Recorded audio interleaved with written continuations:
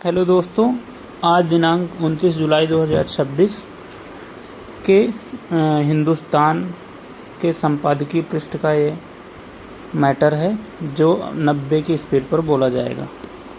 Ready, start.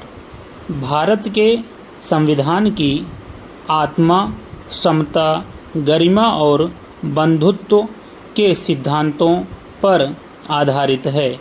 इसका अनुच्छेद 14 सभी नागरिकों को कानून के समक्ष समानता का अधिकार देता है, जबकि अनुच्छेद 16 लोक नियोजन में समान अवसर सुनिश्चित करता है।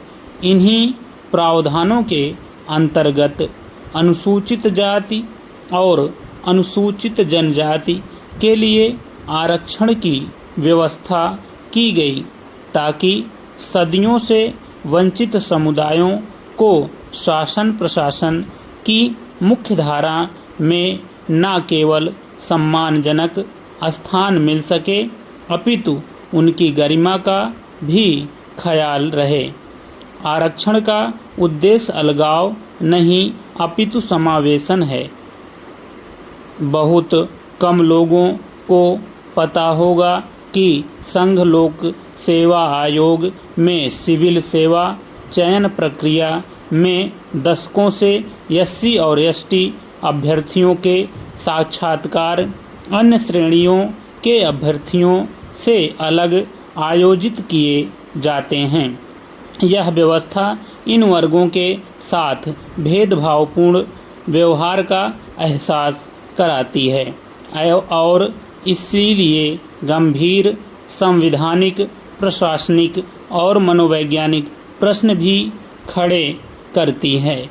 आश्चर्यजनक की बात है कि यह व्यवस्था लंबे समय से चली आ रही है और इसके औचित्य व वर्तमान प्रासंगिकता की सार्वजनिक समीक्षा शायद ही कभी हुई हो।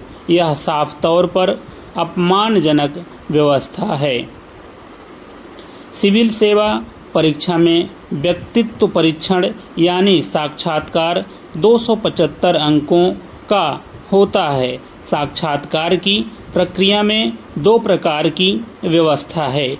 एक में सामान्य, अन्य पिछड़ा वर्ग, आर्थिक रूप से कमजोर वर्ग तथा दिव्यांग श्रेणी के अभ्यर्थियों का साक्षात्कार लिया जाता है, जबकि दूसरी व्यवस्था में एससी व एसटी अभ्यर्थियों का साक्षात्कार अलग समूह के रूप में और प्रायः अंतिम चरण में आयोजित किया जाता है।